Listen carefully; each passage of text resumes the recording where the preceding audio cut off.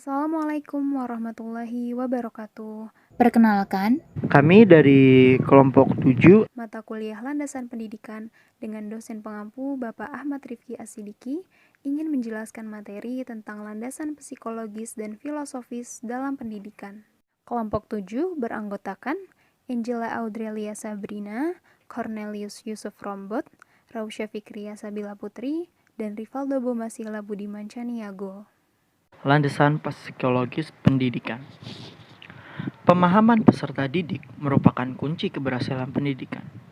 Oleh karena itu, hasil kajian dan penemuan psikologis sangat diperlukan penerapannya dalam pendidikan, terutama yang berkaitan dengan 1. Perbedaan individual. Tiap individu mempunyai bakat, kemampuan, minat, kekuatan, serta tempo dan irama perkembangan yang berbeda. Sebagai implikasinya, pendidik tidak boleh memperlakukan sama pada setiap peserta didik. 2. Kurikulum perlu disusun berdasarkan pengalaman belajar anak. 3. Guru perlu memahami perkembangan kepribadian anak agar dapat dimanfaatkan dalam pendidikan, terutama dalam membantu setiap peserta didik mengembangkan kepribadiannya. 4. Pendidikan hendaknya disesuaikan dengan kebutuhan anak. 5. Perlu diciptakan kondisi lingkungan yang dapat membantu peserta didik untuk mengembangkan potensi, kecerdasan, emosi, dan keterampilan dalam pendidikan. Contoh dari landasan psikologis pendidikan adalah adanya pendidikan inklusif. Apa sih pendidikan inklusif itu? Pendidikan inklusif adalah pendidikan yang diberikan kepada peserta didik yang memiliki kelainan, memiliki potensi kecerdasan dan bakat istimewa, serta anak tidak mampu belajar karena sesuatu hal, seperti memiliki kekurangan fisik, autis, keterbelakangan mental, anak gelandangan, memiliki bakat serta potensi lainnya. Tujuan pendidikan inklusif adalah memberikan intervensi bagi anak berkebutuhan khusus sedini mungkin. Indonesia sendiri telah memiliki kebijakan terkait dengan pendidikan inklusi, yaitu Undang-Undang Nomor 20 Tahun 2003 pada Pasal 32 dan Permendiknas Nomor 70 Tahun 2009, yaitu dengan memberikan peluang dan kesempatan kepada anak berkebutuhan khusus untuk memperoleh pendidikan di sekolah reguler, mulai dari sekolah dasar, sekolah menengah pertama, dan sekolah menengah atas atau kejuruan, yaitu tentang pendidikan khusus dan pendidikan layanan khusus. Pembahasan selanjutnya adalah landasan filosofis pendidikan. Landasan filosofis terhadap pendidikan mengkaji masalah sekitar pendidikan dengan sudut pandang filsafat. Terdapat kaitan yang erat antara pendidikan dan filsafat karena filsafat mencoba merumuskan citra tentang manusia dan masyarakat, sedangkan pendidikan berusaha mewujudkan citra tersebut. Pemikiran filsafat pendidikan. Yang pertama adalah menurut Sokrates. Tujuan filosofi Sokrates ialah mencari kebenaran yang berlaku untuk selama-lamanya. Di sini berlainan pendapatnya dengan guru-guru sofis yang mengajarkan bahwa semuanya relatif dan subjektif dan harus dihadapi dengan pendirian yang skeptis. Sokrates berpendapat bahwa dalam mencari kebenaran, ia tidak berpikir sendiri, melainkan setiap kali berdua dengan orang lain dengan jalan tanya jawab. Orang yang kedua itu tidak dipandang sebagai lawannya, melainkan sebagai kawan yang diajak bersama-sama mencari kebenaran. Kebenaran harus lahir dari jiwa kawan bercakap itu sendiri. Ia tidak mengajarkan, melainkan menolong mengeluarkan apa yang tersimpan di dalam jiwa orang. Sebab itu metodenya disebut maiotik. Sokrates mencari kebenaran yang tetap dengan tanya jawab sana-sini, yang kemudian dibulatkan dengan pengertian, maka jalan yang ditempuhnya ialah metode induksi dan definisi. Induksi merupakan cara berpikir di mana ditarik kesimpulan umum dari berbagai kasus yang bersifat individual. Selain itu, metode induksi ialah cara penanganan terhadap suatu objek tertentu dengan jalan menarik kesimpulan yang bersifat umum atau bersifat lebih umum berdasarkan atas pemahaman atau pengamatan terhadap sejumlah hal yang bersifat khusus. Yang kedua adalah menurut Plato.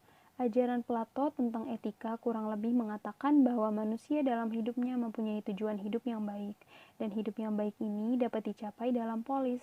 Ia tetap memihak pada cita-cita Yunani kuno, yaitu hidup sebagai manusia serentak juga berarti hidup dalam polis. Ia menolak bahwa negara hanya berdasarkan nomos atau adat kebiasaan saja dan bukan fisis atau kodrat. Plato tidak pernah ragu dalam keyakinannya bahwa manusia menurut kodratnya merupakan makhluk sosial. Dengan demikian, manusia menurut kodratnya hidup dalam polis atau negara. Menurut Plato, negara terbentuk atas dasar kepentingan yang bersifat ekonomis atau saling membutuhkan antara warganya. Maka terjadilah suatu spesialisasi bidang pekerjaan, sebab tidak semua orang bisa mengerjakan semua pekerjaan dalam satu waktu. Polis atau negara ini dimungkinkan adanya perkembangan wilayah karena adanya pertambahan penduduk, dan kebutuhan pun bertambah sehingga memungkinkan adanya perang dalam perluasan ini. Yang ketiga adalah menurut Aristoteles. Aristoteles merupakan bapa ilmu yang berpandangan bahwa ilmu pendidikan dibangun melalui riset pendidikan. Riset di sini yaitu merupakan suatu gerakan maju dan kegiatan-kegiatan observasi menuju prinsip-prinsip umum yang bersifat menerapkan dan kembali pada observasi tersebut. Aristoteles di sini juga beranggapan bahwa ilmuwan hendaknya menarik kesimpulan secara induksi dan deduksi. Kesimpulan yang diperoleh dari tahapan-tahapan induksi dan digunakan untuk premis-premis deduksi dari pernyataan-pernyataan tentang observasi. Yang keempat adalah menurut John Dewey. Filsafat pendidikan merupakan suatu pembentukan kemampuan dasar yang fundamental yang menyangkut daya pikir maupun daya perasaan menuju tabiat manusia. Yang terakhir menurut Jean-Jacques Rousseau. Rousseau menekankan suatu bentuk pendidikan yang berkelanjutan yang melalui tahap-tahapnya secara alamiah, di mana setiap proses dalam tahapan pendidikan perlu disesuaikan secara hati-hati dengan kebutuhan perkembangan setiap individu. Bentuk pendidikan yang bertahap ini menurut Rousseau sesuai dengan kemajuan alamiah hati manusia. B. Aliran filsafat pendidikan. Ada 4 mazhab filsafat pendidikan yang besar pengaruhnya dalam pemikiran dan penyelenggaraan pendidikan, yaitu 1. Esensialisme. Esensialisme merupakan mazhab filsafat pendidikan yang menerapkan prinsip idealisme dan realisme secara eklektis. Mazhab esensialisme mulai dominan di Eropa sejak adanya semacam pertentangan di antara para pendidik, sehingga timbul pemisahan antara pelajaran teoretik atau liberal arts yang memerdekakan akal dengan pelajaran praktek. Esensialisme merupakan aliran yang ingin kembali pada kebudayaan-kebudayaan warisan sejarah yang telah terbukti keunggulannya dan kebaikannya bagi kehidupan manusia. Esensialisme percaya bahwa pendidikan yang baik dan benar terdiri dari pembelajaran keterampilan dasar, yaitu membaca, menulis, berhitung, seni, dan juga ilmu pengetahuan.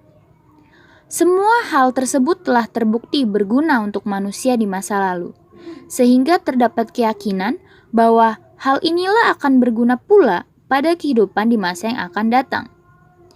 Esensialisme memandang bahwa pendidikan harus berpijak pada nilai-nilai yang dapat memiliki kejelasan dan tahan lama yang memberikan kestabilan dan nilai-nilai terpilih yang mempunyai tata yang jelas. Yang kedua ada perennialisme. Perennialisme menekankan keabadian dan menolak pandangan bahwa segala sesuatu itu berubah. Dinamakan perennialisme karena kurikulumnya berisi materi yang konstan atau perennial. Prinsip pendidikan yang dikemukakan antara lain adalah A. Konsep pendidikan itu bersifat abadi karena hakikat manusia yang tidak pernah berubah. B. Inti pendidikan harus mengembangkan kekhususan manusia yang unik, yaitu kemampuan berpikir. C. Tujuan belajar adalah mengenal kebenaran abadi dan universal. D. Pendidikan merupakan persiapan bagi kehidupan sebenarnya. E. Kebenaran abadi diajarkan melalui pendidikan dasar atau basic subject untuk mengenal berbagai keadaan yang sifatnya tetap. Yang terakhir, harus ada sistem pendidikan yang berlaku umum dan terbuka untuk umum, yang sesuai dengan prinsip kebenaran yang satu. Yang ketiga ada progresivisme. Berbeda dengan konsep perennialisme. Konsepsi ini memandang bahwa perubahan merupakan inti dari kenyataan. Oleh karena itu, Pendidikan merupakan proses perubahan. Pendidikan harus siap mengubah baik metode maupun kebijakan pendidikan untuk disesuaikan dengan perubahan lingkungan. Mutu pendidikan tidak terletak pada kesetiaannya pada standar kebaikan, kebenaran, keindahan yang abadi, tetapi pada kemampuannya untuk terus-menerus memperbaharui pengalaman. Prinsip pokok konsepsi ini yaitu A. Anak harus bebas untuk dapat berkembang secara wajar. B. Pengalaman langsung merupakan cara terbaik untuk merangsang minat belajar. C. Guru harus menjadi seorang peneliti dan pembimbing kegiatan belajar. D. Sekolah progresif harus merupakan suatu laboratorium untuk melakukan reformasi pedagogis dan eksperimentasi. E. Sekolah tidak mengajar anak, melainkan melaksanakan pendidikan. F. Pendidikan bukan perisapan untuk hidup, tetapi merupakan kehidupan itu sendiri. G.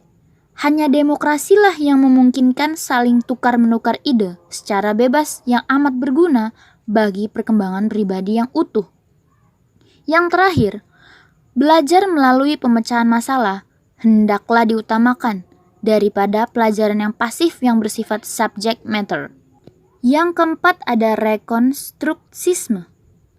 Konsepsi ini mengarahkan perhatian kepada tanggung jawab pendidikan dalam mengadakan pembaharuan atau rekonstruksi di masyarakat. Pokok-pokok konsepsi ini adalah A. Dalam pendidikan individu, tidak hanya belajar tentang pengalaman kemasyarakatan masa kini, tetapi harus mempelajari ke arah masyarakat baru yang diinginkan. B. Sekolah perlu mengembangkan ideologi masyarakat yang demokratis. C. Peranan guru adalah sebagai pemimpin dalam metode proyek yang memberikan peranan murid cukup besar dalam proses pendidikan. D. Guru harus dapat meyakinkan murid tentang kebenaran dan mendesaknya untuk memecahkan masalah melalui rekonstruksi sosial dengan cara demokratis. Yang terakhir, guru sebagai peneliti dituntut untuk menguasai sejumlah pengetahuan dan basic science agar dapat mengarahkan potensi dan perkembangan murid. 5. Filsafat Pancasila. Filsafat Pancasila ini adalah filsafat yang dibentuk berdasarkan budaya yang ada pada bangsa Indonesia. Budaya yang mengakar pada bangsa Indonesia dijalankan menjadi falsafah hidup. Filsafat Pancasila ini tidak dimiliki oleh bangsa lain. Misalnya, kehidupan budaya gotong royong dan saling membantu sesama warga masyarakat dalam kehidupan. Membangun kepedulian di antara masyarakat, guru harus dapat membentuk karakter-karakter peduli, empati, gotong royong, dan sebagai pada anak didik di sekolah. Sehingga bentukan karakter ini akan mengkristal menjadi kepribadian anak didik di Indonesia.